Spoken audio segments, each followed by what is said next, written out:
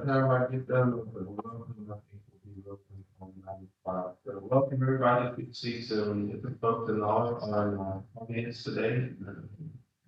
Locals, locals coming back, making verification. So good to see you all here. I appreciate folks coming and attending this meeting. Today is the 27th of August, 2024, and we're here for our regularly scheduled commissioner board meeting in Clark County. We do have a forum present. Let's see for our printer. Lord, we come before you now. Thank you so much for the wonderful blessings that you give us on a daily basis. That we overlook so often, the ability to walk, talk, see and hear and smell. Just the blessings that we overlook on a daily basis. Overwhelming sometimes, Lord. I thank you for the folks that got the rain yesterday and this morning, and I thank you for the rain that's coming to those that missed it yesterday, Lord. Pray that the decisions we make today and on a daily basis glorify you, Lord, and honor. Gas and sins in your name. Amen. Amen. Pledge allegiance to the flag of the United States of America.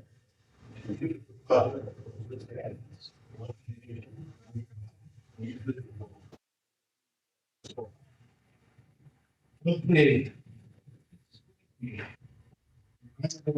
We have citizens signed up to speak this.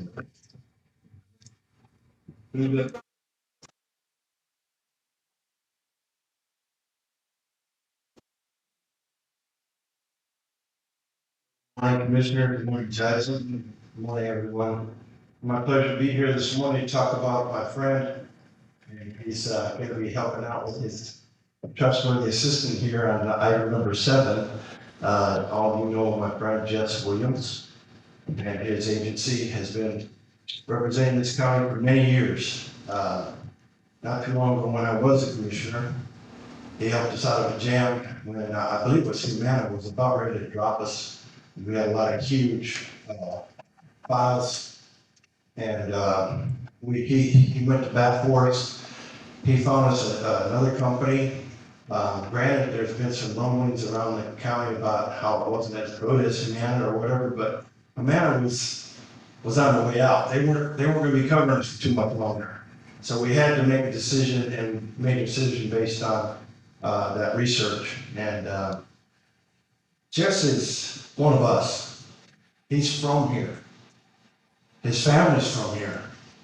He and his family own land and property, real estate, businesses here in Karnes County. They pay a lot of taxes here in the county. Jess is like us. He's like you and me.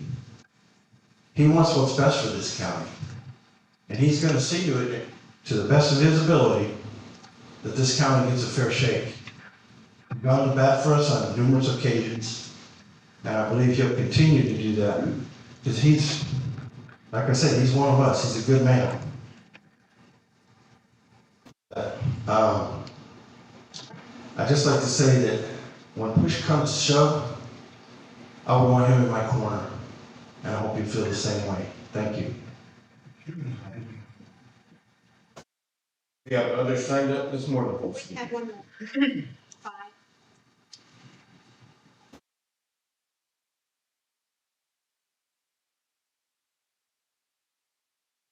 Morning, everyone. I'm going to kind of tag along on Sean O'Brien's statement. Jess, as most of you know, is our agent of record with the county.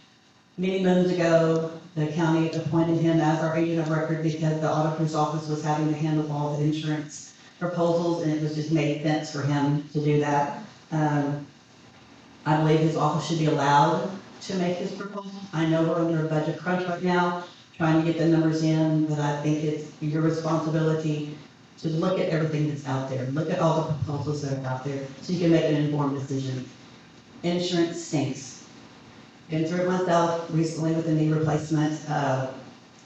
It is what it is. Everything's expensive, but we need the service that we've had in the past 15, well, I've been here 17 years. 1 year, we did not have Jeff Williams or his big Jeff or little Jets. We had a different company. The service is great. Anytime we have an issue, we've always been able to call his office, talk to his office. I have Virginia's cell phone. I am qualified. So please be responsible, let the decisions be made that's best for the county and the employees. Thank you. Any other? Item number 6, discuss, approve, disapprove Kennedy Public Library. Is requesting funds from GL number 250-653-5720 equipment in the amount of $1,900 and GL 250-653-4352 in the amount of $1,864 to be moved to GL 250-653-5900 books for purchase of additional ebooks and books. Sylvia.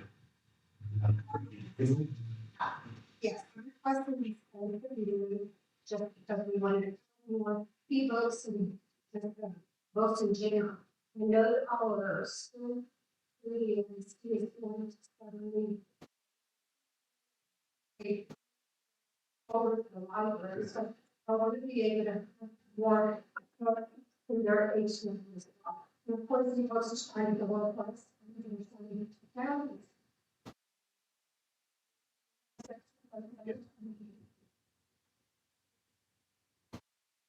Motion to approve item 6 as presented. Second. Okay, motion in the second, all those in favor, raise the right hand, any opposed, motion carries. All right, item number 7, discuss Acrisure Virginia VP Account Management to provide update the marketing process and risk analysis progress. Bonnie? Good report. So in effective, Jess Williams, our acting principal, Virginia VP of Account Management. And again, Judge just sent her here to give us they're currently our broker for insurance, and they're here to provide with us a market update. They should provide information to you guys. So we're getting, we'll take it over.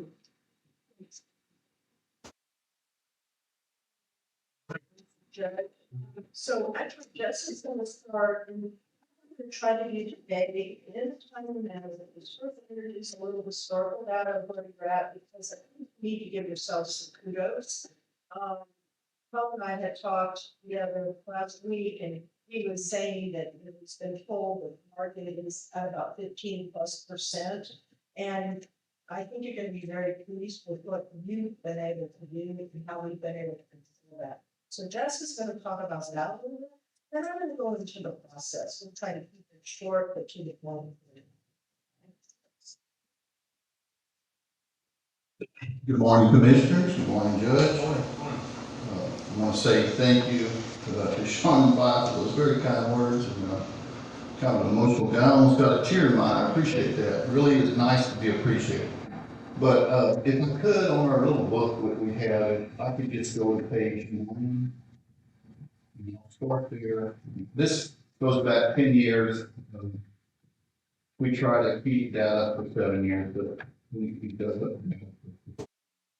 Kind of gives you a little bit of where we were, what we do each and every year. And I want to say, being a broker, I think that with all the companies, and then 5 years ago, I felt as if that I needed a little bump, and we evaluated the marketplace. There was a lot of consolidations going on, and we were piecemealing a lot of the areas of things that are so important to provide benefits, meaning having attorneys on staff, having lawyers, and then having the ability to really be prominent within the carriers that we work with. A guy that didn't have enough business with a certain carrier and was looked upon without the best integrity and could get and obtain the best rates for y'all. I joined Acrisure, and Acrisure is the 6th largest insurance brokerage in the world now. So it gave us a lot of tremendous horsepower. And not only that, my colleagues across the nation, you know that old saying, you can't teach an old dog new tricks. I learned some new tricks and new things that I can bring to y'all as I learn them to the table.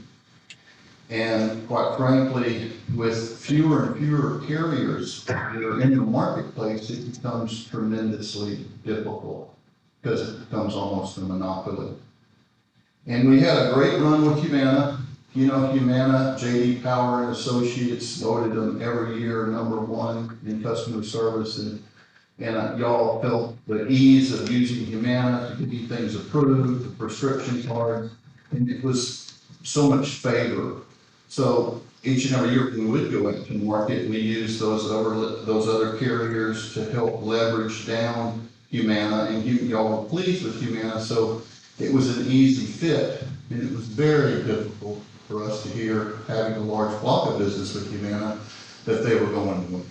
And so we had to reshuffle, go out to the market and do a complete analysis. And we did every year, but this time we knew that we did have to make another choice. And one of the carriers that was most competitive was United. And we kind of knew this because the year before they were also competitive. So United put together a nice proposal, and we went with United Healthcare. And I really, in Virginia as well, Griselda, my staff, we like to get input on how the plan is working.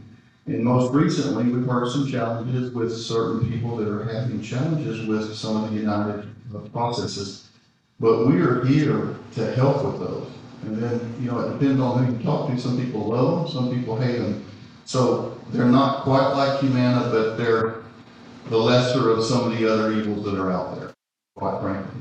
And our job, of course, is to evaluate it financially for y'all and make recommendations, but we also need to tell y'all about the experiences that we've had with each and every carrier. So as you can tell, if we look at that page 9, when we average out those annual increases, we're at 4.20%, which is very favorable in today's marketplace. If we turn to the next page, on page 10, I'm going to show you all the medical loss ratio. And with any company, you're going to have good years and bad years. What a medical loss ratio is, guys, is it's the premiums that you pay versus the claims that are paid out. So you can tell from 2012 and 13, where we were at 110% loss ratio, which means that the insurance company paid more than they collected in premiums. Next year it went to 81, 89. Now we had a great year in 16 to 68, 72, 102, 105.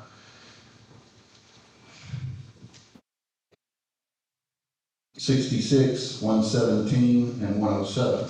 So the years that we have more claims, of course, it's more of a struggle to find competitive bids. But through all that, I just wanted y'all to say, even the bad years, we were at 4.20%. The next page, on page 11, kind of goes through and shows you where you are this is compared to a national average, okay? And keep in mind, when you do national averages, you also gotta think about all the groups in the world, young, old, in between, HMOs, and as you can tell, even we are trending lower than the national average, which is nice because a lot of that is affected by where you live, the average age. So we go out and we are paying less than the national average. So I just wanted to make reference to kind of the last 10 years, what we have done. I also want to add, I go into the can't talk an old dog, new tricks. Something we have been doing more and more of is self-funding. And it's a custom-built health plan. Because when you're dealing with only 5 basic, you only can present what they produce for you. But when you go out and you custom build a plan, you enter an area where you have even more competition. And this year, we would like to look at custom building a plan for the most efficiencies possible. Because as y'all remember, at one point with Humana, we had a no deductible plan. and that was one that everyone loved, and it was a co-pay based plan. It was called Simplicity, and Simplicity was really everyone really liked it because they knew exactly what they were expected to pay. You know, emergency room, boom. You have a knee surgery, you go into the hospital, boom. You have an MRI, boom. It's a copay, and everyone really likes that. And I would like to look at, when we do look to custom build your plan, as an option. We're going to go to all marketplaces, but I think it might trigger some good results. I have this page, but I'm going to kind of make reference to it because it talks a little bit about the profitability of insurance companies, okay? I deliver what they give to me and their underwriters. But since 2010 to August of 22, this data reflects that Blue Cross Blue Shield's profitability, their stock went from 56 bucks to 474, which is a 744% increase. United Healthcare's stock was $29 a share. Now it's $535 a share, which is a 1,728% increase, which is the company you're with now. Cigna, $30. They're now at $282. That's a 667% increase. And at 22, Humana was still prevalent. There was a at 482. So as you can tell, this monopolizing of healthcare is very profitable for the insurance company. I work for you guys, and we want to deliver results when it comes to the most efficiency with premiums and utilization, and we stand behind our service model. I'm going to bring Virginia up to visit about kind of the process, because what we did last year, and it was a benefit to the county and was our effective date to a 1/1, which in turn with a 14 rate guarantee was a good thing for the county because it locked in a lower rate at that time for the county. So the other thing about that is for deductibles, everyone tends to want to be on a 1/1 effective date because you have the full calendar year to meet your deductible. You know, a lot of people get frustrated because they don't have the full calendar year to meet their deductible, and that's one of the reasons that we chose to do that. Dependent costs. We hear a lot of talk about dependent costs. Trust me, I know this myself. Acrisure has 18,000 employees, and I have one dependent left on my plan, and it's very expensive, even though we have 18,000. Your average of y'all's dependent cost, it's actually lower at 4.62%. So I appreciate being able to speak, and I do not ever take this county for granted. We appreciate y'all's business, and I'm going to get Virginia to kind of talk about the process.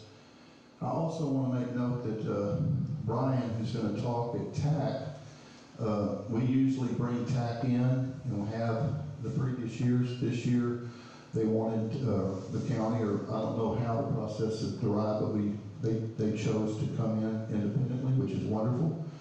And before we had evaluated them, like for example, last year we did, and their rates were higher, and they were actually higher than commercial Blue Cross, who we go to. We have a large block of business with Blue Cross Commercial.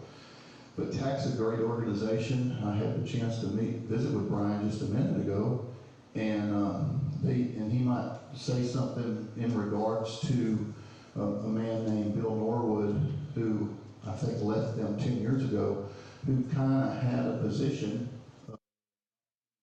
adversarial with the brokers they worked with, you know, kind of an adversarial relationship, if that's a good way to describe it. Brian might elaborate that on that a little more, but he's told me that for the last 10 years, they've almost been apologizing for that reputation that they had. So just to know that we will be working with TAC in that 1/1 effective date if y'all chose to proceed in that manner. So I'm going to bring Miss Virginia up, and I thank y'all for y'all's time.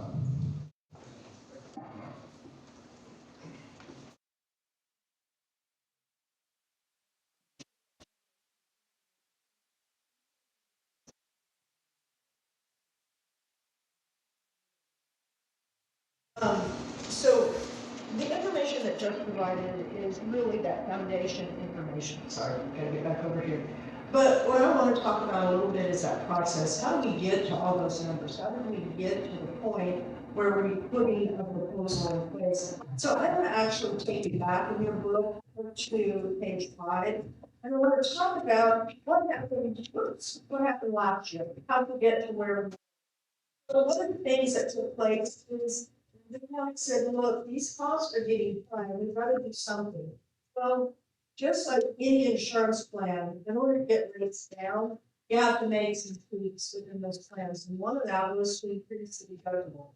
What that did was put 2 plans in place. So the county chose to put 2 plans in place and pay the employee only costs on the one plan that was cost effective. Again, for the county and in hopes of being cost effective for the employee only. And so just interestingly, estimated about 176 folks employed, we have about 17 folks that actually have their families employed. So the employee only that take that plan, a large percentage, it worked well for them.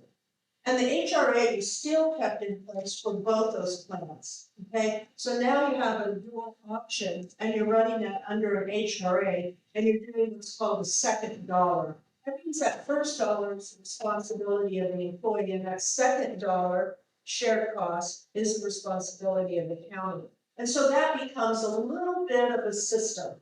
A few glitches were discovered and shared with us, and we worked with the TPA and got that looked at. So sometimes when you're adding in new systems and you're putting something in place, this particular system or platform is called Karnes. So it's feeding from your carriers, feeding over to your TPA. So that worked out well. So that was a good decision combined with the county and the TPA. But in addition to that, guys, Jess mentioned the anniversary date. So we were also requested that we went out and look for those opportunities in the market. We were also asked to say to the carrier, look, we want a cost for a 10-1 day, and we want a cost for a 1-1 day. We want to hold those rates. Most every carrier said that they could do that, and those that could not offered up a rate cap of some kind and said, okay, well, we'll rate cap it for 2 months. So that was another decision that was made by the county. And Tom brought up something that was interesting the other day. He said, he wasn't quite sure how that came about because you're on a fiscal year. So my understanding is like I believe it was done to help the employees to better understand how those deductibles worked and to align January through December. So again, a good decision by the county. Interestingly, we just talked about looking under a rock and going to market. When we started out last year, your renewal came in at a 36%. And we were able to work, negotiate, and use comp data to get it down to a 7.7. So again, the county has done a really good job of working to keep that cost down and try to keep it as cost effective in this economy, quite frankly. Okay, so that worked out well. I think the big piece here also was that there were a couple of organizations that provided transition dollars. And United did come in and say, look, we understand you've been with Humana since probably 2011, and we're going to give you some transition dollars. So again, that was a good decision based on the commission report and said, well, we're going to take that money. Let's see what we can do with it for the county. So those were all the things and decisions that we made last year to get us to where we are today. Just mentioned a little bit about our global, how Acrisure has some major technology advantages and market advantages. But I'll tell you the one thing that impresses me about Acrisure is that they are global. They have those resources, but they also understand the need to be local and have a local presence. So they very strategically decide who is the best, and that's who they choose to bring in on a local level. And that would be Jess. Wasn't a little perfect to him, but that is the way. We need that local presence. We need that understanding, but we also need that global push, if you will. And so with that in mind, I want to talk about the process. In general, when you're marketing for your employee benefits, the medical, that's your big ticket item, guys. And that's the one where you want every bit of data that you can possibly gather to be using to negotiate. In general, you're going to see 90 days out is when a carrier is going to release what's called a renewal package. That's going to give you your claims data, that's going to give you demographics, and that's going to give you your fighting material. Okay, so now I can go to the poker table with some fight. But because municipalities are just a little bit different, we're able to get those carriers to release those packets 120 days out. That's a big deal, guys, because anytime you're pulling risk data, you're losing 2 months. So even the risk data that we have for you today, you're still only looking through it. We're trying to get more risk data. So the more risk data you have, the better chance you have to file. Here looks really good. You're running about a 77% medical loss ratio, but that's through May. And United knows what those claims are that's coming in, but haven't yet been paid and processed. Okay, so we need that data to file. Now, we're on target as far as that 120 day. First part of September, that packet will be released and we'll be able to rock and roll. But what have we done to prepare for that? So we've already put our together. We've already sent it out to the various carriers. And if you take a look on page 7, you can see what's been completed today. We don't wait until 120 days to get started. The minute a renewal is done at the county, already in the renewal process for the next year. Okay, we don't get to just say, good, we're done now. We're already starting. So number one, your ancillary carrier has already contacted us. They have not released the packet, but they released to me verbally that you have a rate pass. So if you choose to stay with your ancillary carrier, you have a rate pass. What's even more important is they're one of the few carriers that agreed to take care of your first responders. If you recall, Casey, there was a period of time where we couldn't get the short-term disability to cover the hours we needed. It's not from here to the things that are online. I see. So, you know, so ancillary carrier, end of the day, that's buttoned up.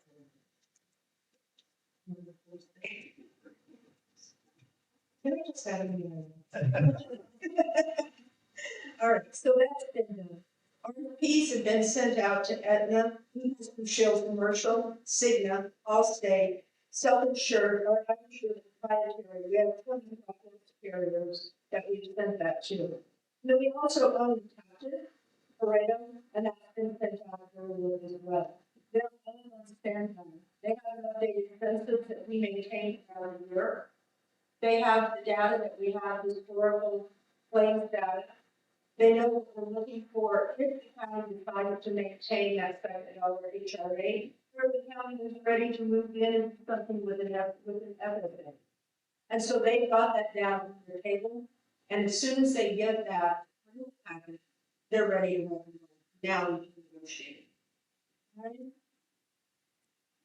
Guys, I think that the important piece of this is not just the medical, yeah, that's a big ticket item, but we also need to look at that whole package deal. You have a lot of TPAs that are out there, online enrollment platform. Right now, we're providing to you what's called the HR connection side. I want to move you something closer to an employee navigator that would allow you to have an EIP. That means no more manual maintenance. No manual maintenance. All right. So you have those TPAs. You have the TPA for your HRA. And we need to always remember that if we want to go into an FSA, we have to consider the levelized funding. So these are all moving parts. The biggest point that I want to make today is you have to go to the market. You have to look under every single rock, TAC included. We have to see what the associations have. What can the associations bring? What can these commercial markets bring? If we don't do that, we're not going to get the best plan and the best rate. Now, the best plan is never gonna please everyone, but we gosh darn have to work towards that. That's it, guys. That's my update. We will have our information. I'm looking for our packets to be out next week. They are, everything's already been sent. We'll send that on. So I think we're not seeing it respectfully, is that the decision be made once we're able to present to you.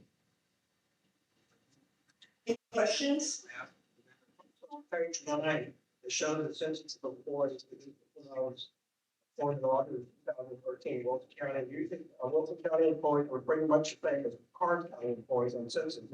Karnes only have 105 employees in the plan there, or 105 employees total.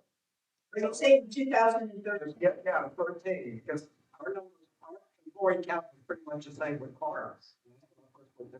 This act, it says only 105 employees. Yeah, Was everyone not participating? yeah, that means some are not participating, that is correct. That's what we have in our rules. Compared to where we are today. Yeah, and let me tell you something, though, no, that's. One of the pieces that we can take from our negotiation table is you have strong participation. That participation spreads the risk out, and the carrier is gonna look at that.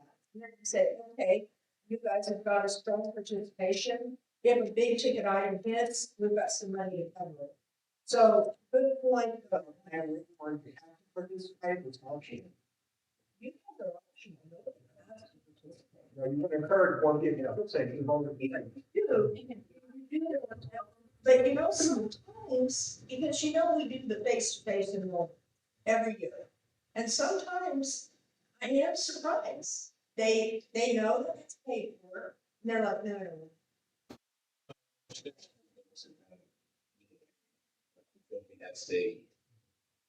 And there is that, and we do collect that data for regulatory purposes, not because we're nosy, but we keep you in compliance out of them. And you know, that's the other piece of this, guys. Showing the market is just one tiny piece of employee benefits. It's strategizing, it's putting together a full package, and it's monitoring that compliance as well. And you're I welcome. would say, where we are with the loss ratio right now, I think you can budget at 5%. Our custom-built health plan will provide with that loss ratio, even looking at numbers that they currently. I say, before, I think we need to look at, it is a nightmare for myself and for Tom to try to have, and for y'all, and for tax, you know, for anybody that wants to, and try to get from business. Whenever we have an October 1 budget cycle, we have to make a decision. I mean, we have to have these numbers in our budget, we've got to budget money, so. You know, I don't remember the specifics on why we went to a calendar here, but, you know, it's unfair to, to really everybody outside of Williams, and just my friend, this is not anything personal, but it's unfair whenever they have the market hold on it, that really then others can't, because Jess and them, Acrisure, they're not being able to go out to the market and give us an accurate quote because they're 3 months behind what everybody else is having to quote for October for our budget. So it's really a mess. I want to get that cleaned up, and I don't know the way to do that. Your effective date, because now's the time to do it. Let's say you want an October 1, you want to go back to October 1. Then what we do is we simply let those carriers know, hey guys, get a move on it. Go back to October 1. And you're still on target. You're still on target. You look back historically, the first one that you reported September is when you typically made your decision. Then immediately we're in front of the employees, immediately. So if that's your desire, that's an easy roll back. For me, as the budget officer and for Tom, who crunches the numbers in, whenever I give him the number, it's tough. And I think if that's your decision today, let's do it. Give me that. not just on me, but also it makes it easier on you guys because y'all get to see all the information and make that decision comfortable for everybody at the same time. Yeah, and you're not gonna get any pushback from any of those carriers that are out there. They absolutely understand. And I think some of them were, quite frankly, a little bit surprised that based on your fiscal year that you would go to a 1-1. But they understood that there was some aligning that you were looking for your employees. But today, you can make that decision. If you say, Virginia, I want to go back to a 10-1, then that's exactly what we put out there today. Is that what you would like to do? That's my. Okay. I think that would. You have to vote on that or anything, or? We would. The thing that I would say is because of the success we're having in custom building the program, and went through the profitability in the end. Orange County has its own plan. And screaming for some funding because we can do it. Now that's one prelude to that is there's data is crucial. And I feel that would take a little more time. You may need, it's just a little bit more challenge. I will tell you that, the aperture consultant, or my boss, if I can say I have a boss, unbelievable and puts guarantees and then proposal and savings back to the county.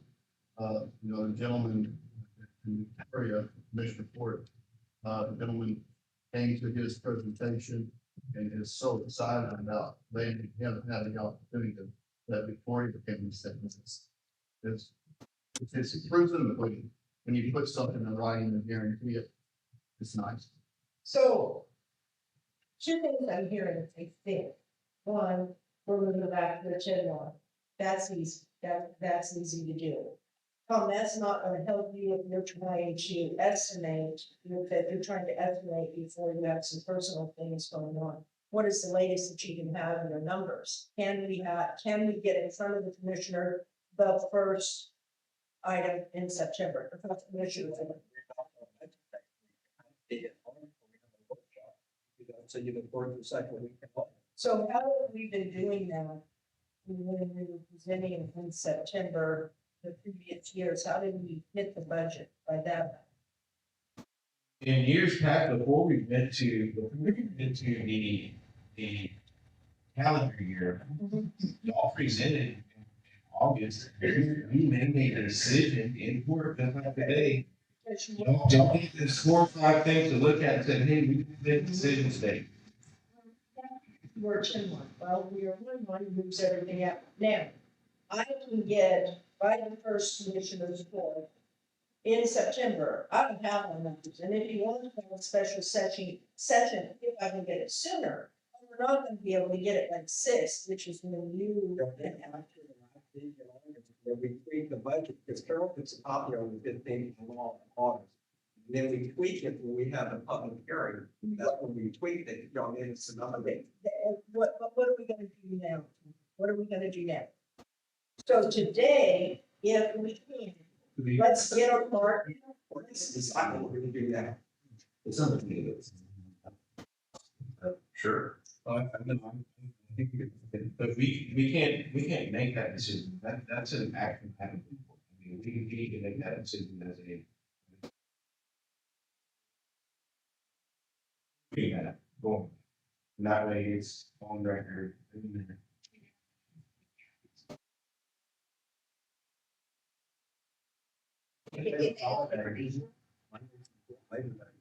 Yeah, everybody will be out.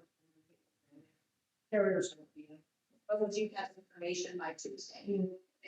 Tuesday, is what day? The third.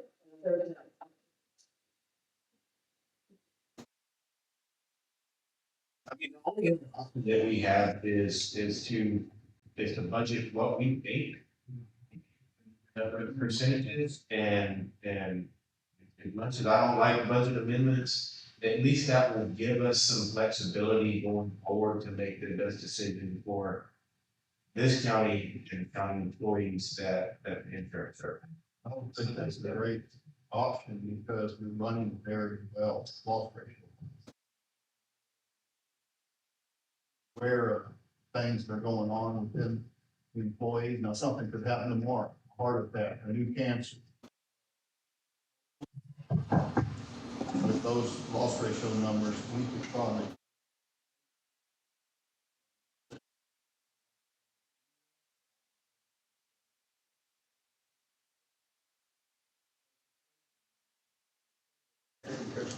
Yeah. It's always okay to be under budget when you. I would love it to be, and really, I want it to be under. Right. Yeah. I want it to be under what it's current, but we have to do the work. I think it'd be real safe, professional opinion.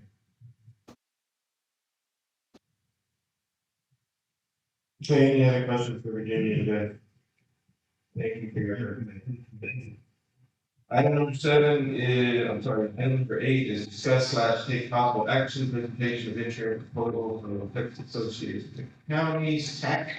Brian Mazer is here, he's the Associate Director of Health and Benefits Department. Also, have to be taken about proposal 5.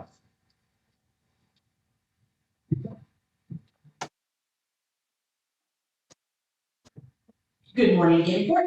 All right, well, we already heard from Acrisure, and now this is gonna be Texas Association of Counties. You'll hear refer, or the court refer to them as TAC. Is Mr. Brian Nader, the Associate Director of Health and Benefit Services Department.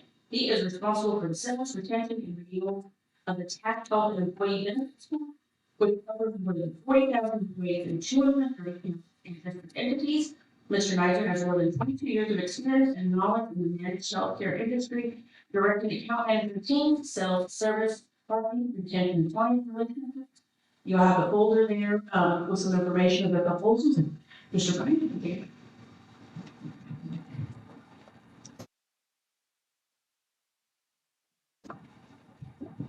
Thank you, Bonnie. I wasn't expecting that introduction. I'll put it by my introduction. Sure. Appreciate it. Commissioner Judges, there's a lot to unpack here.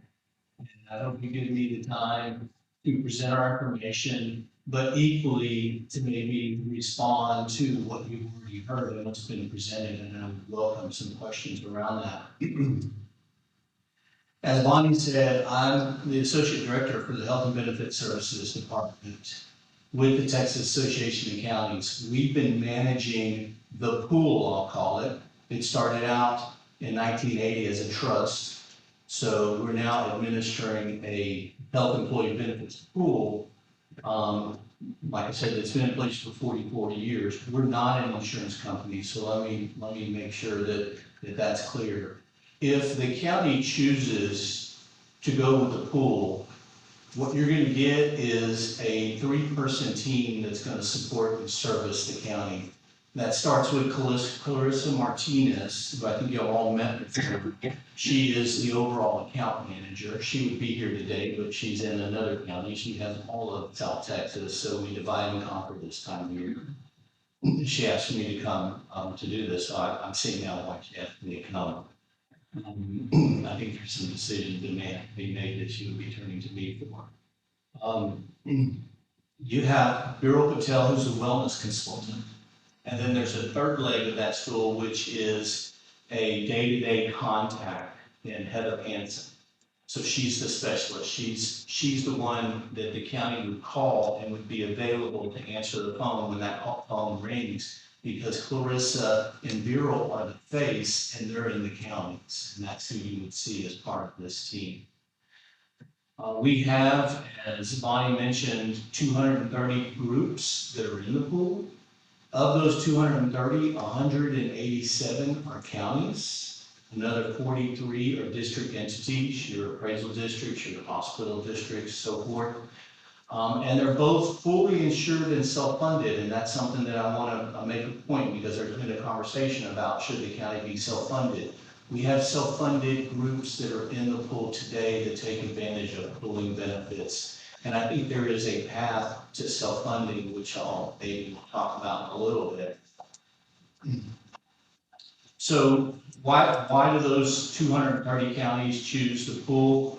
And let me add that we're adding Brooks and Wilson, they're both coming back, 10-1. And we're adding Hayes County, which is brand new as of 1/1. So the pool continues to grow, even though we've got the lion's share of our members in the pool today.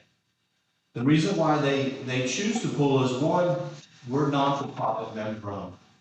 We're governed by 11 elected board members, just like you sitting here at this table today. Judges, commissioners, treasurers, the sheriff, and so forth. Everything we do is governed by them. They know county business, they know what the needs are of counties, and that the pool operates on the board's direction. The pool is non-for-profit, and I think that's important to point out. As Jess pointed out, insurance companies are making millions and billions of dollars. We're not an insurance company, and we're non-for-profit. Non-for-profit means that in the rates that we set doesn't have profit margin. And the rates that we set, because our reserves are financially secure and stable, we don't have a reserve margin, something you would have to book if you're self-funded as reserve development. And if the pool has an operating gain at the end of the year, because they're a nonprofit, that gets handed back in the form of a dividend. We call a surplus distribution or a dividend. It goes back to the members. I think that's important. So then what we get out of the 230 groups and some 48,000 lives is some serious size that allows us to leverage and work on your behalf to negotiate the fees that we pay Blue Cross, or the fees that you pay your pharmacy benefit manager. We negotiate that on 48,000 lives every year, and that's leverage that no one county by itself has. And then also with that size, you have a pooling benefit where we spread the risk. So Jess was mentioning there's years where there's 117% loss ratio, and you're really struggling now to get a good renewal because they've paid out more in medical claims than premiums. Well, we spread that risk, and that allows for stability at renewal. So when we talk about average renewals, that almost applies across the board because we're spreading that risk out with everybody. Along with this, we have a wellness program that we brand Healthy County. Healthy County is a program, it's a wellness program that has resources available for everyone on the wellness continuum, whether they're healthy and need preventative care, or they're chronically ill and need that hands-on care. It starts with an online wellness tool powered by WebMD. We provide a stipend so members can get a pedometer that can track their steps. So if they want to engage in physical activity and the challenges, they can earn rewards, $15 per activity, $60 a year. That online program has other types of coaching and wellness and resources, and we can design specific incentives for the county if the county wants to go that direction, depending on your claim spend, and have that on that site. But we also offer programs for prediabetes, diabetes, weight loss. We don't cover weight loss surgery, we don't cover the weight loss drugs, but we do make programs available to assist with metabolic syndrome and losing weight. That's Healthy County. In addition to Healthy County, we have a service that we offer, EAP, Employee Assistance. That's 6 coaching sessions, that's crisis intervention. That's the standard type of things like will assistance and safe ride. And then we also provide a service to our members, which is affordable care reporting and tracking. And what that is that as an employer, we have an employee that's working so many hours a week, they have to be offered coverage, so we provide the tracking and make sure they are offering coverage to employees that are working toward that set standard.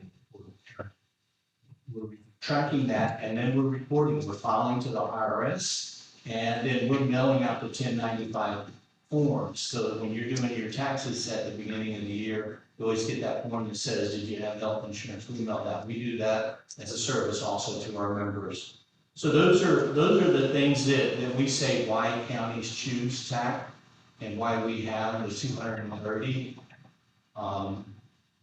We have 98% retention, so groups don't leave us.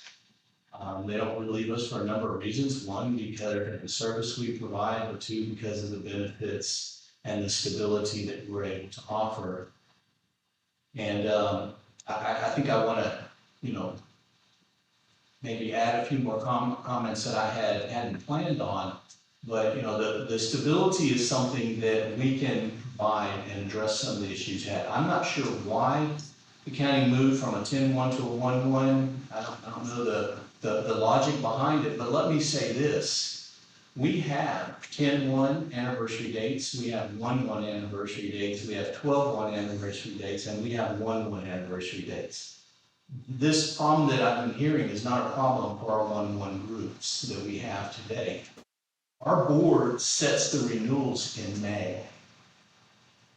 So we can give the county a verbal in May. I heard y'all talking about a verbal. We can give a verbal in May. The reason why it's a verbal for our 1-1 groups is because we set that based on claims through April. And as you heard, you want the most up-to-date claims to get the very best rate you can get. So then we sit on that, and we have the authority from the board for our 1-1 groups to finalize based on claims through July. So in August, early August, we'll have the claims through July, and we'll finalize the renewal. And the renewal goes out in August for our 1-1 groups. But you had a verbal as early as May as part of that budgeting process. Again, that goes back to, we're governed by 11 elected officials who understand government business, and are all having to budget and understand, the challenges and what's required. So I think that's important to point out. I think it's also important to point out that I'll re-emphasize. Or let me close my remarks and save some time for questions if I can. Everything that we do is through the lens of our members. The sole purpose TAC exists is to serve you, our members. That's it. We're human. We make mistakes, but if you know TAC, you know we're going to own them. We're not an insurance company. We're non-for-profit, and we're here to provide the best benefits and services that we easily can through the association. And the pool is one of those benefits. The benefits that we offer include ancillary benefits. While we didn't quote it, we do offer dental, vision, life and disability, the voluntary products. All of those require underwriting except for the vision. The vision we have set standard rates. So if you choose to go with TAC, you're going to get richer benefits. There's a sheet in there that I have a side-by-side comparison. Yellow is where we're comparable, the same benefit, green. You're going to get richer benefits. You're going to get stability in your renewals. You're going to be able to get your renewals on time. You're going to get the EAP services. You're going to get the Affordable Care reporting and tracking if you want those services. You're going to get the purchasing power that we have, that we take advantage of with those 50,000 lives, where we leverage, and every year we go to our carriers to negotiate the very best deals on your behalf. We have the pooling that spreads that risk. So when you get you have 117% loss ratio, you should be getting a 26% rate increase. You don't, because that risk is spread out through the pool and everybody shares in it. The pool has averaged for the last 7 years 4.5% renewal for the last 7 years. The year of COVID, we went out with a zero because our board members knew the counties were hurting and they didn't pass out any rate increases. That was with board action. And we made that happen at their request. The service of all of our members calling into a dedicated toll-free number. So we have a customer service unit with Blue who understands counties, understands their members, their needs, and they're pulled together and they handle those inquiries in one location. You're gonna get, like I said, Healthy County Program, the ACA and the EAP. So, I appreciate your time. I hope that you have some questions for me and, seriously appreciate your consideration.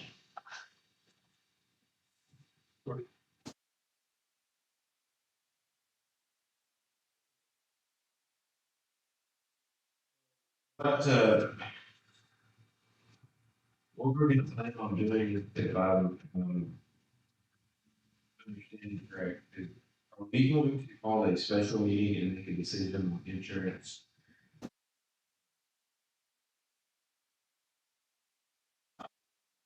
By the way, that you announce a little part, maybe per percent we have right now.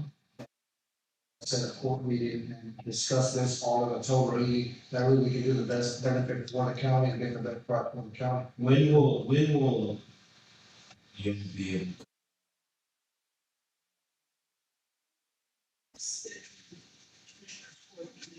the second Tuesday? Which is, No, can we target that date? sure. And then we'll do as a core meeting, Commissioner, go with this. What I would like to do is go ahead and budget that percentage. So that much in a file and allows factor to kind of get the numbers and these numbers won't change when they run.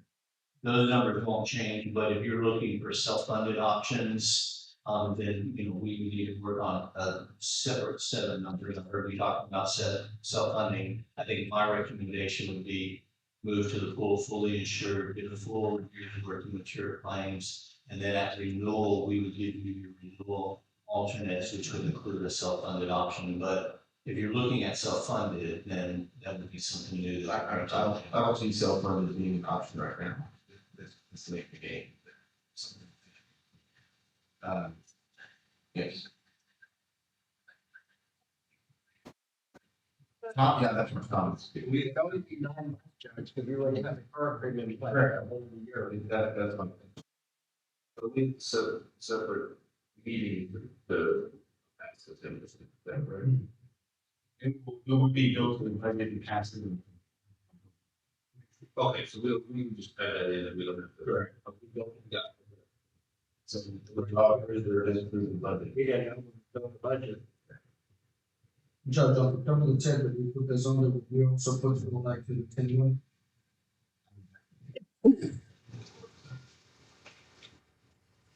And that doesn't present a problem for actual. No. That may change the rates a little bit because you want to look at 10 months. Right. 9 months. So, what we would do is we would just prorate that benefit. Everything you see there prorated for 9 months, and that's what your numbers get through 9 months. And we may adjust the rate because now you're not trending for an additional 3 months with the clients. Am I correct in stating that whenever a new county, like you get a Page County come on, when they come on, it's a bigger risk to attack and then because you don't really know exactly what you're getting at. So maybe those numbers are a little bit higher. Year 1, year 2, do counties typically see decreases once you start gathering data? You're able to then, okay, we see the type of risk. Yes and yes. If I can real quick, Hayes is self-funded. Okay. So they're taking on all the risk and we don't have any of the medical claim. That's their payment. So it's a fixed cost and fixed cost is what the fixed cost is. on a fully insured like Wilson or Brooks who's coming on brand new. I think that is an important point to make is, we're setting the rate on which we think is right rate based on everything we know about the thousands of lives that we have in the pool and in this area. At renewal, because we don't have 12 months worth of data, at renewal, our policy is to give the pool needed amount. So if I said the pool needed amount for the last 7 years was 4.5, the pool needed this year is 4.6, the new group would get the pool needed amount. Because in that case, we would have, 4 months worth of claims data when we're trying to renew like in one. So yes, in this case, it would be a better renewal than what you're seeing on paper there. Okay. Y'all have any other questions, Brian? Yeah. Thank you all both for coming and everything. Yeah, wonderful. I'm sorry, can I make a comment, just made a comment about previous management of the pool. I won't speak to that, what I will speak to is the perception in the marketplace. The perception in the marketplace is that, it's more than perception, it's reality based on what I'm hearing from Jess, is that we're not a pro broker or consultant. I want to say on record that that's absolutely not true. We work with both brokers and consultants.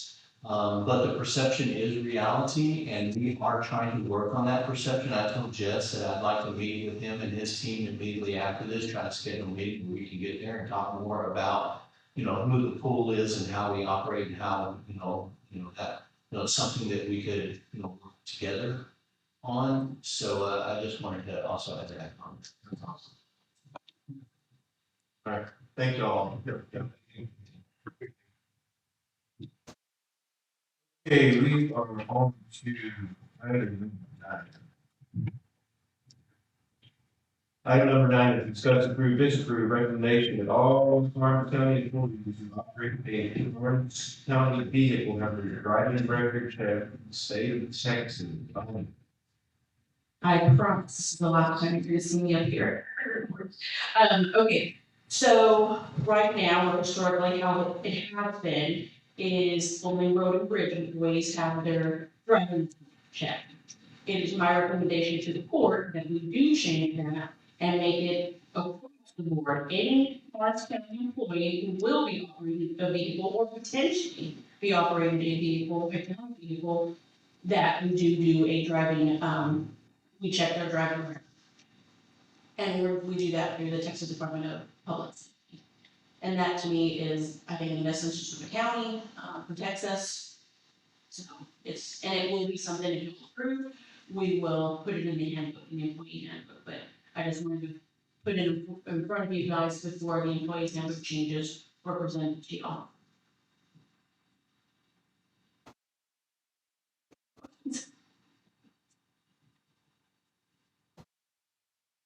And this, I'll throw myself as an example. This is, let's say I reach out to Renee and say, hey, we've got the employee appreciation gathering going on, and somebody donated this to barbecue pit. Can I use one of your trucks, to go pick it up? Well, let's say I can go and get an example just like that is with the county and edits. So I just. You can drive before you get into the release down the road. No, but this would. Because otherwise we would have to run the record prior to you driving that vehicle. You know, that's. Anybody that potentially slip. And that, I believe, as a supervisor, like if you ever thought, I report directly to you, if you're like, hey, Mom, we might use a county vehicle before you get started, you can implement the drug screening, and also like being safe, just to protect us, should you drive a county vehicle, you've already got your driving.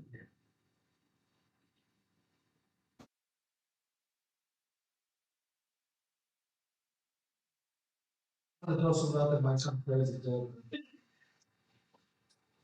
In case of an emergency. Shouldn't all county employees be checked, because then what if something happens here, and we have employees that don't normally drive, but they have to take one out to the hospital, so they can have better range or something, what happens then? But should check that when they get checked out, in case it's an emergency, can be able, we should be able, our board be able to drive them. That is absolutely okay. And you don't understand the driver, but we have to see about license or. We do, but we would see, there would be different things that, I haven't seen one personally, right, but you would see different things, how many accidents have they been in, how many speeding tickets have they got? Let's say it's a road and bridge employee, EMS employee, sheriff department, that's something that they can use. Okay, well, how do we weigh this, in offering, hiring this individual when they have this record, they're going to be operating all the time, a county vehicle. Does that make sense? It does. Ask something real quick, you shut it out of something, but I don't think it's out of it, but I feel that kind of falls under, I'm gonna tell you one thing that I've done for, 27 years that I've done, and I've tried to have in the past, everybody to get drug tested, and I caught TAC on that, and TAC told me that I can't do that, because that's getting into the personal life, and I said, well, even if you're work behind a computer, and you drive a truck, and you drive heavy equipment, if you're an elected official, you're the judge, you're the commissioners, I said, we should all get drug tested. TAC told me that we cannot test elected officials. I go, why not? We make multi-million-dollar decisions and you're not getting drug tested. I have sat in court year after year, backslid, said, I'll be the first to get drug tested. I go, you can try drug tested 30 years back if there's a way to do that. They've always shut me down. I feel this is kind of in that area. I don't know if you're crazy, but. Well, then also too, I'm sorry, I jump right. From an insurance standpoint, I mean, do we insure every employee that can drive? And if not, how's that gonna affect? Insurance follows the vehicle. Okay, so it's not. There's something on the stand here, requesting all county employees before you get hired, do have to have a pre-employment drug screen, drug and alcohol. Yes, I mean, maybe guns, but county employees, yes, that's for sure. No, that's true, but next month, if it happens, if you get on drugs next month, or the vehicle too. If you do a testing on everybody that's gonna do that, but then in 2 months, they get two DWIs back to back, and they're still able to drive a truck, and nobody's giving them a test. I'm just going out there with one of them. So, I don't know, I don't have a problem. Everybody has to get tested, it's gonna be done to one, it's done to everybody, because everybody's hoping to help each other in the county. Everybody should be able to. Yeah, and if I'm okay, I just legally, it protects the county, to have driving records. And so I'm dropping out because I've been trying to, instead of 27 years that they refuse me. Yeah. The county, if something happens, the county's gonna get sued anyway.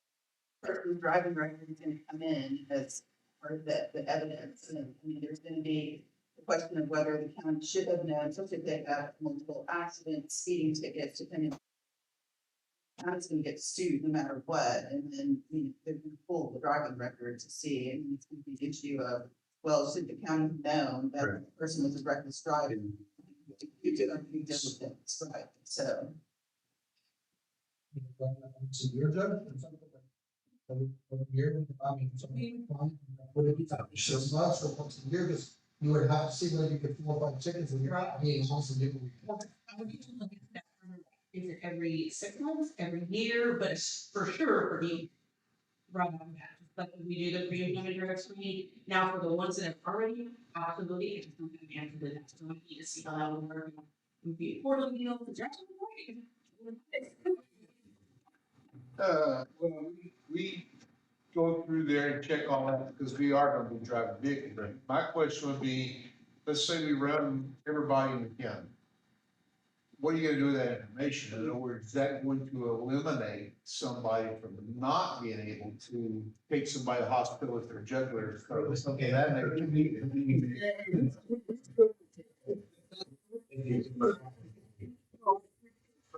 But you see what I'm saying is that when you get that information, and this would possibly be a legal question, but when you get that information, if you don't do something with it, then somebody can judge you.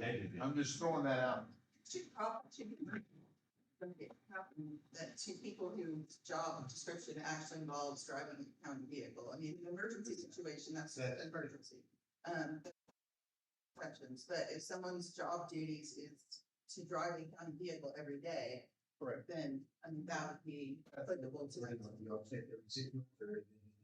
No, we check when they come in, and then a lot of ours are DOT, so we don't go back and check them in.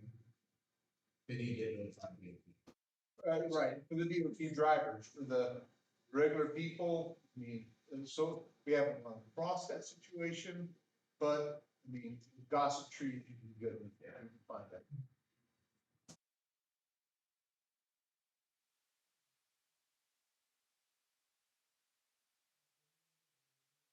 The questions here that arose, and maybe we should wait on it and see what would be the chart on it. Is everybody gonna check? Quarterly, monthly, yearly. What would be the right thing to do, or what historically has other counties done? Like, you got this from somewhere, so is it like from another county that are doing it? I mean, why do we need one department and not other staff that aren't operating county vehicles? But that's a different county, but I'm happy to do that and come down, be able to report to you guys. And is this gonna have any cost? Is this gonna be a cost of?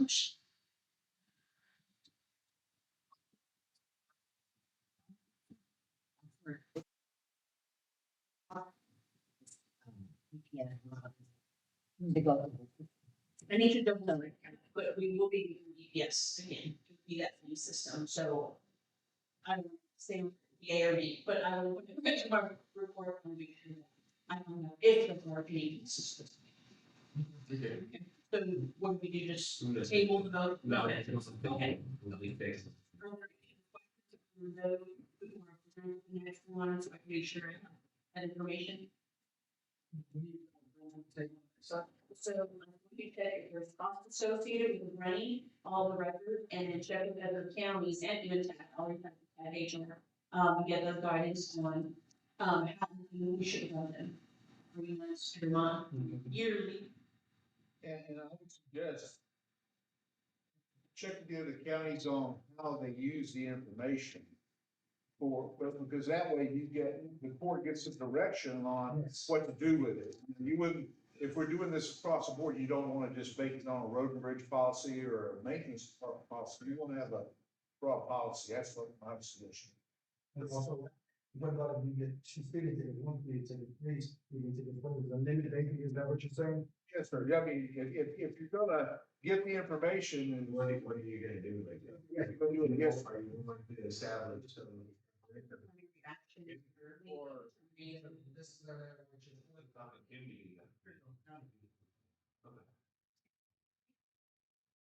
Maybe that, when we, it'll be a policy.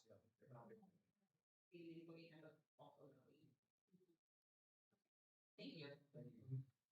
Item number 10, discuss through district the use of funds from United Healthcare for the purchase of gift cards to $100 for regular county employees elected and individual will be excluded by only and asked, I think again, so we got that roughly $25,000 back, on our insurance. Yes. This is just a way to kind of give that back to the employees and benefit, Yeah, we're just trying to make it fair for everyone instead of the ones that have dependent coverage, help pay for their dependent, but this is a little bit more fair across the board. I reached out to perfectgift.com, just try to get a quote on them. There's another company I can look at, but the total cost for $100 gift card that will expire after a year. They don't take any money away from that card, but if you don't spend that card in the year, you call the company back and they will send you a new one for $5. So the money, if you never use it, they'll keep sending you a new card, but the employee would have to pay for that. The total cost will be $20,539.95. They're waiving the one-time design fee, because I thought maybe just it was special, because the county of Karnes on it. The 350 card fee, they're giving us $1 discount on that, so that's $200 that we're saving on that. and then the, whatever we have left. Like $4,000. $3900, $4,000, just revert back into.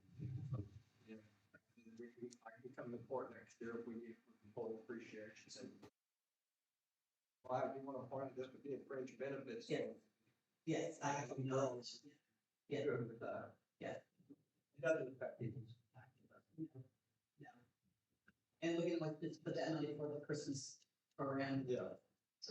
Hopefully appreciate it. So would these just be handed out?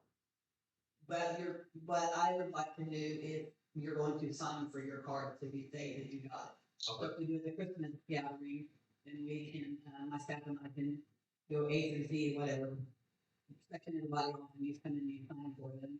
If you don't show up like EMS or, sheriff's department, then we have a different get on the ones that they didn't receive. Anything that any, there's 200 of them, but we have a, with the insurance bill, I don't know, not everybody does insurance, with 170 something folks that. We did 200 because we included the juvenile department in this. And they are supposed to be hiring come October 1, 10, 15 more employees. So we figured if we had 200, it kind of gives us a little cushion. If there's any left over, we get the bond to hand out for Burt Reynolds. Thing. So maybe you be informed, get it, you don't have to come up on the. So No. they started, No, if they started December, they would get it. yes, yes. Great. Yeah, they can do either Visa or the MasterCard, either way. Judge Graham. If this goes through, it's an option of the people if they wanna go get it or not, they can just leave it there if they want, right? The Card. yes. Okay, all right, with that being said, okay, on February the 14th this year is when we received that, right? It was, and they called it a wellness, Yes. wellness? Yes. It was 23, One-time incentive for us to go with United Healthcare. 23,500, right? Yeah, Okay, that wasn't used, so this is why it's being, trying to be distributed like this. correct. Okay, my opinion, I'm only one in the court. It's that, it's elected officials and appointed officials being left out. I think everybody, because it came for everybody, and it is every month, and it did come as a wellness, it should be just given to everyone, and then it's if the elected official or appointed official or anyone else doesn't want it, you leave it there and let it sit. Not designated just for employees or designated for elected officials or appointed officials, is for everyone. It should be given to everyone, distributed to everyone, and then it would be their choice if they pick up that card or not. Right. Only And my I'm the opinion. one that did that. Oh, that's fine. It was just my opinion. Be a if all the elected officials, I mean, I'll Yeah. put there and decline mine if there was, if we were short, I mean, my gosh, you know, if. Well, we need to order 225 to be on the safe side, and again, if it is over, that's when you're gonna get more money to use, either to use it to buy stuff, or just get it as a part of your, celebration. That's only my opinion.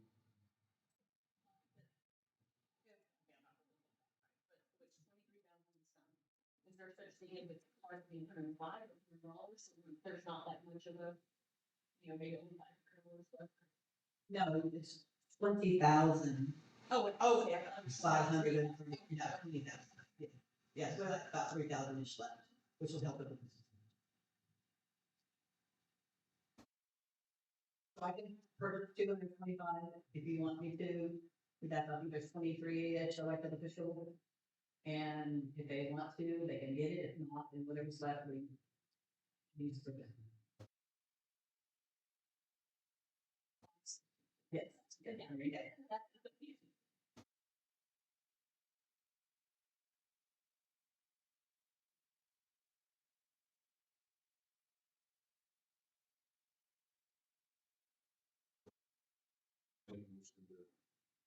Review, health care, but big part of the bridge.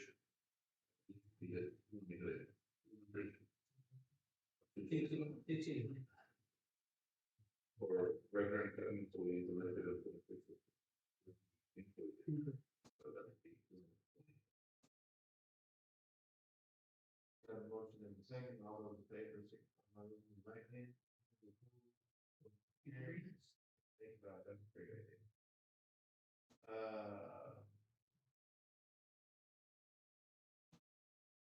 Item number 11 is discuss, approve, disapprove the use of the remaining fund for appreciation lunch to be held at a later date.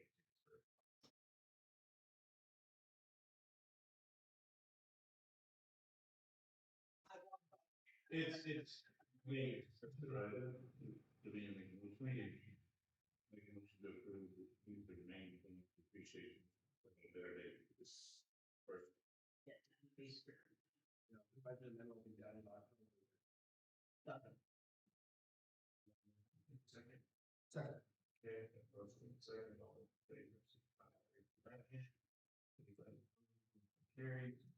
Item number 12, discuss approve, disapprove, declaring a 2023 F-350 tailgate currently in the possession of the EMS department surplus and authorize a sale of item here out of standard report. Taking will be doing. Good evening, report. So this is an item that was on the vehicle that we purchased beginning of this fiscal year, I had last fiscal year. The F-350 pickup truck we purchased from Insero Forward that was replaced with the camper shell. So we put on a big camper shell that hasn't been slapped for all the medical officer stuff. So we have tailgate literally been laying around, perfectly brand new tailgate laying around. Number one, I don't have a report. Number two, it's an item that they had it out. So my request is that we declare it surplus, and I've reached out to Alexander, they had interest in it. They're willing to pay fair market value for that. So instead of holding it and storing it and potentially damaging it, for the next surplus auction, we have an interested party that's in it. So, those would be pretty.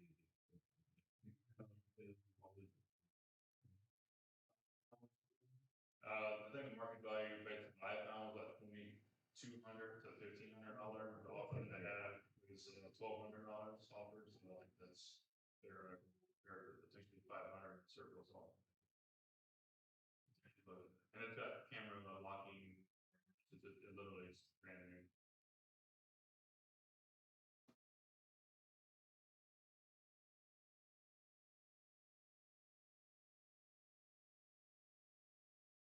Second, all those in favor, signify by raising your right hand. Thank you. Item number 13, discuss approve, disapprove, request to issue, request for qualifications, RFQ to provide service for the design and construction of a new Karnes County Precinct 2 service center to be located in Falls City.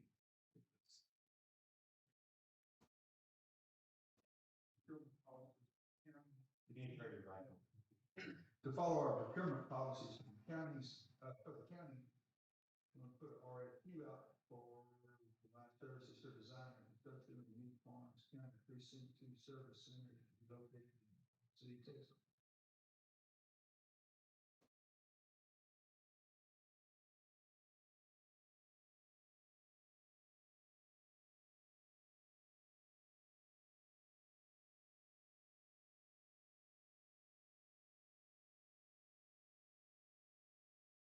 So that. Second. Okay, you got a motion in a second, all those in favor, signify by raising the right hand. Here. Item number 14, discuss through KCRV engineering recommendation to award a contract for construction of roadway and drainage improvements on County Road 175 to 80 in construction in the amount not to exceed $523,629.23. Report, we have about 7 companies attend our mandatory pre-bid for this project. We received some very competitive bids from our normal folks, and we got a few of them, some of them that were a little bit higher, but we competed very well with this bid. It was a very good bid, it was offered, and did all the tabulations. The low bidder was ABM Construction. They do a lot of work for us.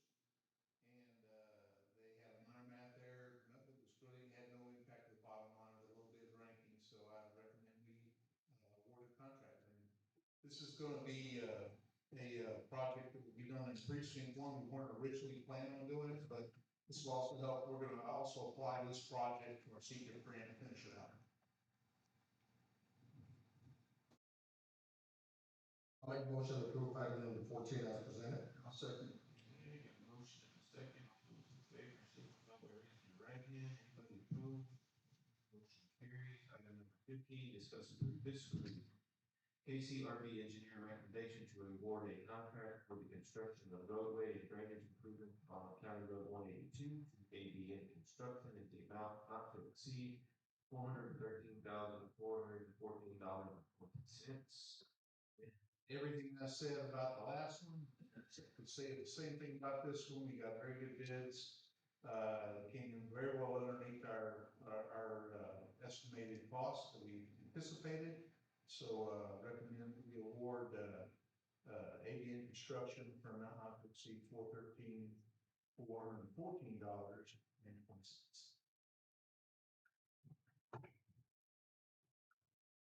Make a motion to approve item 15 as presented. Then the second, all those in favor, signify by raising the right hand. Anybody opposed? Carries. Item number 16, discuss, approve, disapprove the recommendation by KCRB engineer to modify bid items 33 and 40.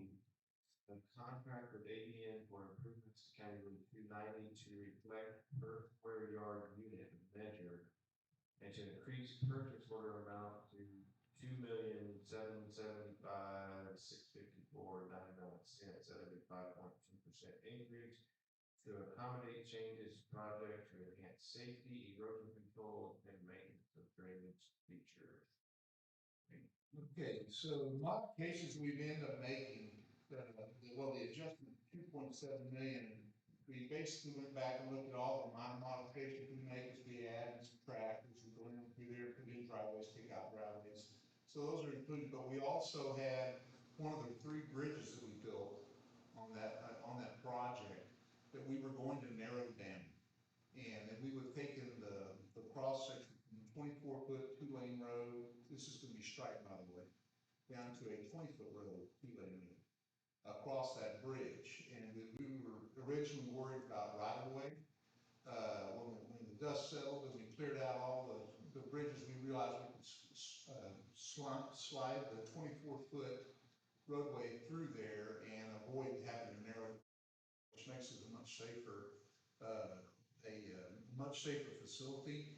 We also were able to add some head walls that would allow us to actually get down and clear. There's a lot of debris that flows down that particular creek we're talking about. And it's not uncommon for us to have to go down there and clean all that up.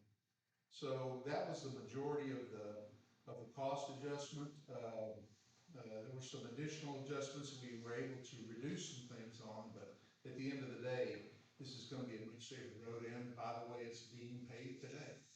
They're starting on County Road 290, they're going to be starting to pay it today, so probably strike them in about another week.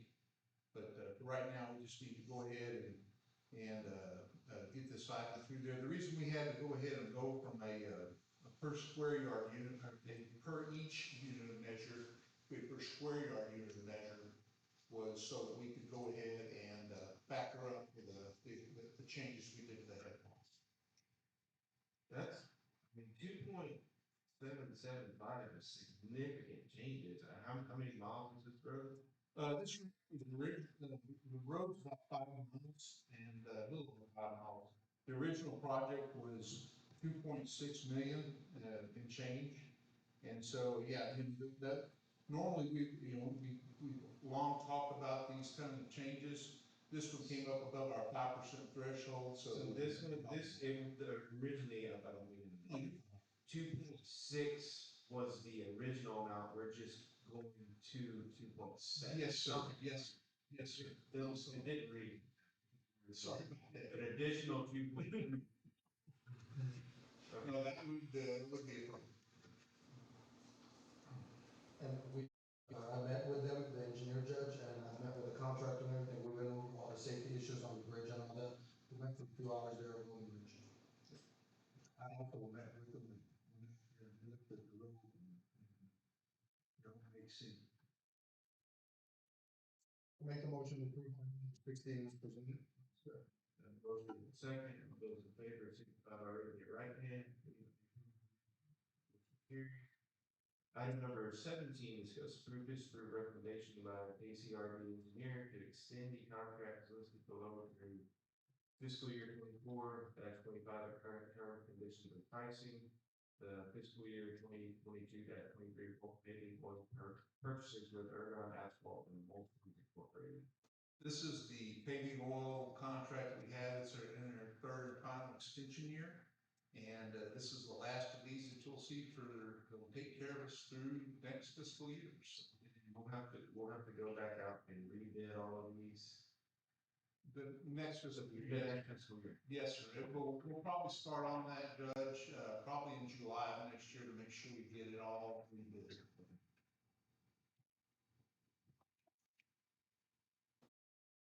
Motion to approve item number 17 as presented. Second.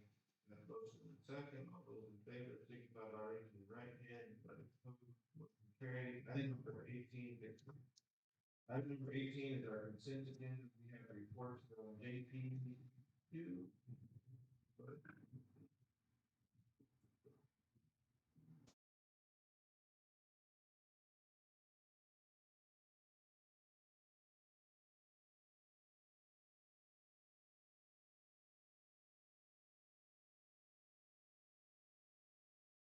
Consent agenda. No, second.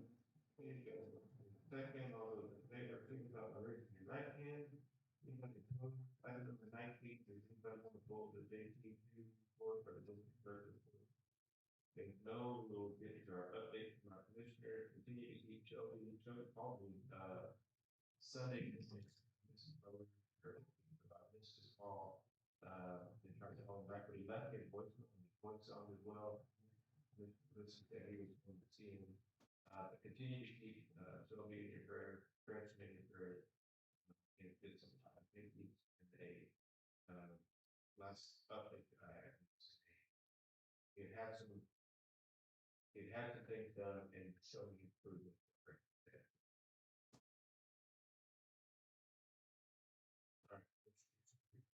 I did go see Shelby last Friday and he looked a whole lot better. His color was good. Feet were better. And they plastic surgery on his back. He really had some things that he could fix.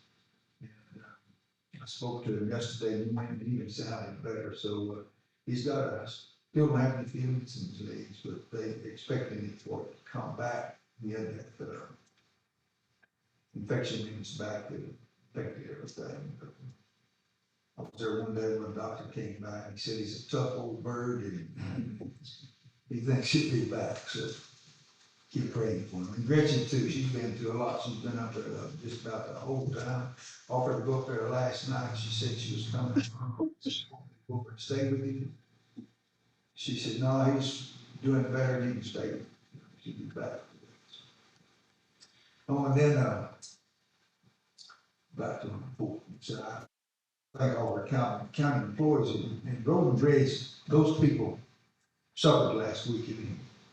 They it was tough on them. They done a good job.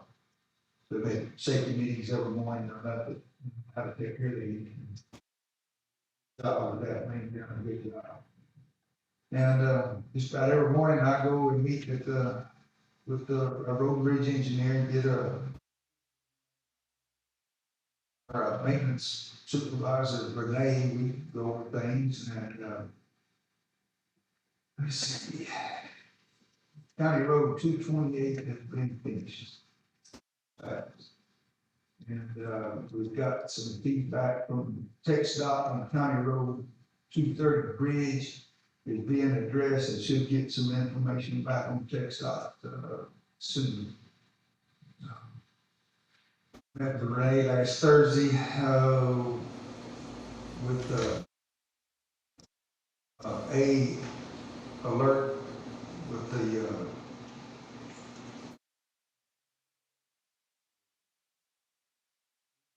about the moisture that's getting in this building and see what they want to talk to the engineers. They took big pictures and measurements and things. And then we met with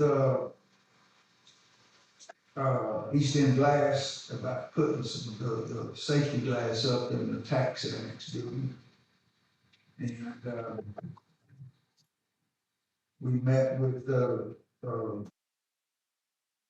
Sunsafe yesterday and about putting a reflective film for safety and climate control in the tax annex building. And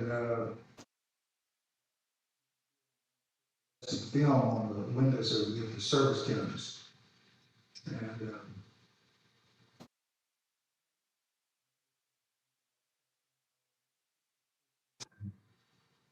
listen to their concerns and see what we can do to get them fixed.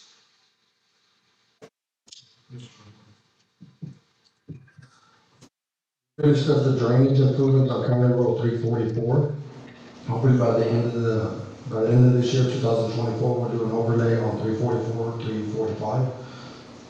County Road 290, like the engineer stated, pavement began today. County Road 266, we're still working with the landowners. Hopefully that road will be done the latest, maybe the middle of October 2024. Is that a CJ?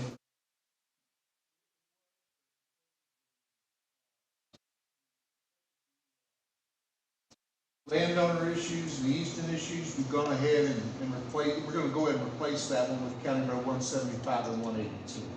These two that we just passed today. So county roads 311, 312, 313, 314, cement stabilization.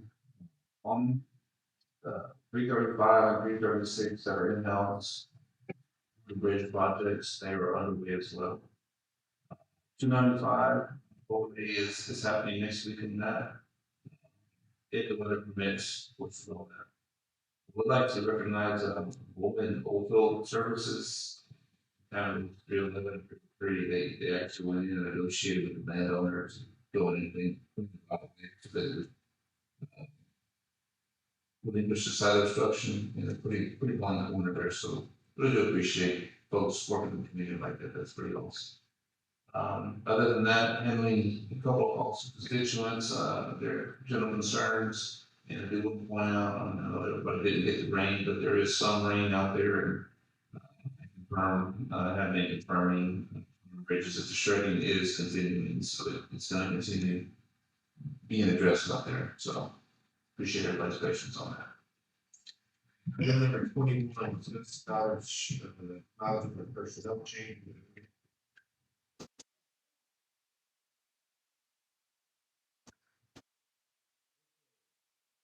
Personnel, we have a new hire in Road and Bridge, operator 1 and maintenance second 1, and we also have a sheriff department 2 jails in the sheriff department. We went from a part-time deputy clerk to a deputy clerk.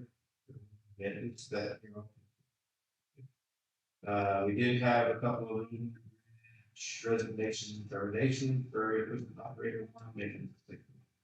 No retirement, we are currently hiring for a tax office deputy clerk, part-time, road and bridge maintenance equipment operator 1, Mark Wilson, juvenile department, which is the case manager, 2 MHP, and road facilitator, and group said it, I think I mentioned it, the juvenile department received a $4.4 million grant and things like this, so it's a wonderful deal, that is the hiring. Our goals to do not in that area. You need deputies in the sheriff department and sheriff department courthouse security. This report is current as of August 19th. Current this report submission. Item number 22 is payment of bills.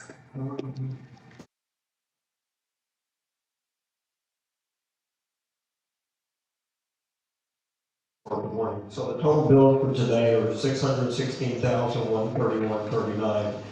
The general fund, the big amount of that one is $52,171.44 for our rural public defenders program, and actually that's under budget from what we budgeted this year. We budgeted $79,000, so we are going to be hit a little bit higher next year because it's based on the number of cases that are done by the public rural defenders, and those judging I got it. It's going to be in the budget next week, and y'all have it in the recap. Contribution we thought was going to be 112 for next year, it be 179, and it hit us. It hit, but it's based on case counts. Road and bridge totals for today is $454,712.27. So our total bills for today are $616,131.39. We are at the end of August. I'm going to send out my yearly end of the year procedure thing, I just remind people as far as bills being turned and so forth, mileage reimbursement request need to be turned in by October 14th. For this fiscal year, purchases need to be received, not ordered by 9/30, but you have to receive it, and services have to be rented by 9/30 to be charged to this year's budget. We will be accepting invoices for this year up to the end of October, and all those should be paid by November the 12th to close out this current year. Running a negative budget.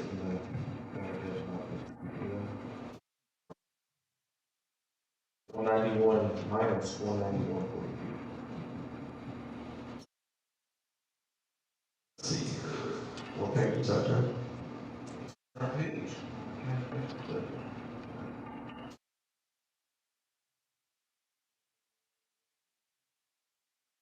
So it's probably credit that we got. It is credit from. Yes.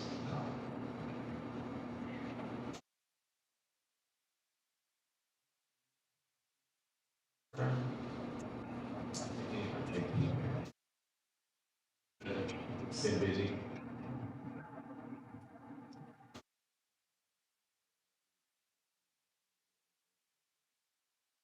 I'd be running close. Oh, often. Yeah, I mean, if we're busy with all our things. And I'm hearing that's a big deal. They're ordering every day. I'll cover it.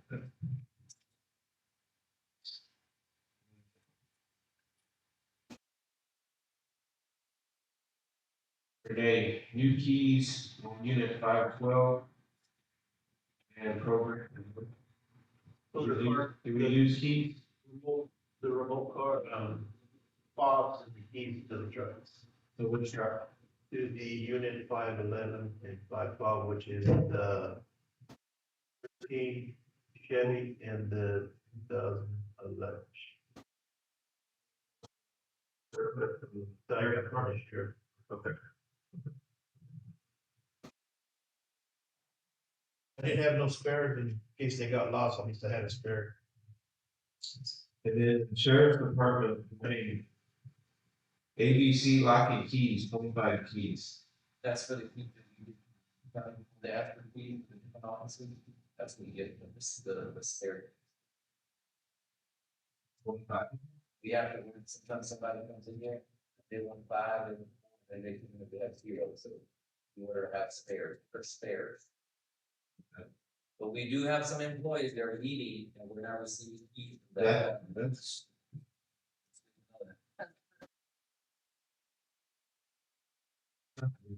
Not good.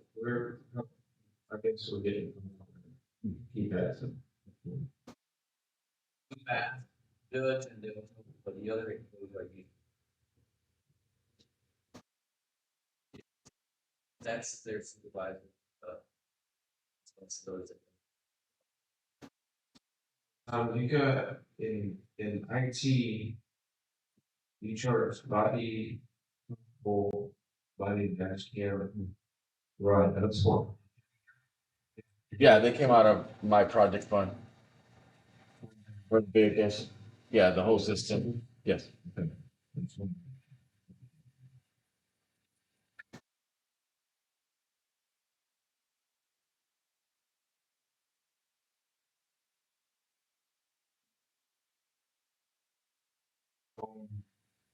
Category 228, we had engineering services.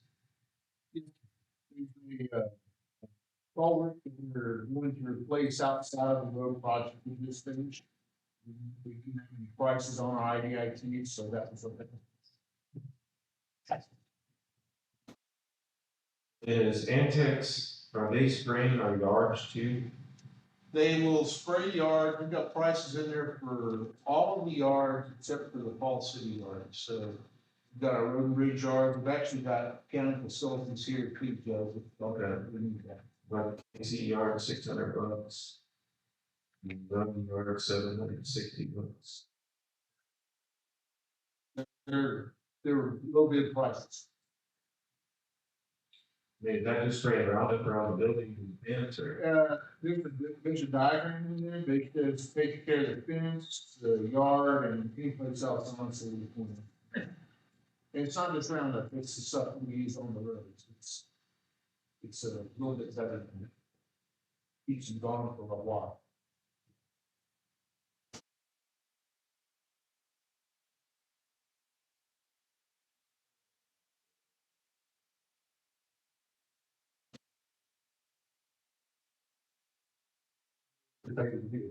Second. Okay, got a motion and a second. All in favor, thank you, right hand, right opposed. Item number 23, acknowledge Commissioner Report will hold a public meeting, public hearing, public meeting, special meeting on September 5th. September 5th, 2024, at 6 p.m. That will be in the Karnes County Historic Forestry located at 101 North Cambria Avenue, Suite 300, Karnes City, Texas, 788. That is our evening meeting for the public that's out there watching, that you, those that don't get to attend during the day because of work, we have one at night for you to come and participate and attend and ask questions. So we welcome you to come. Item number 24 is motion to adjourn and go to work. I move to adjourn, and I would like to see Renee out on the back. He's busy because he got all the buildings to take care of. He does a good job.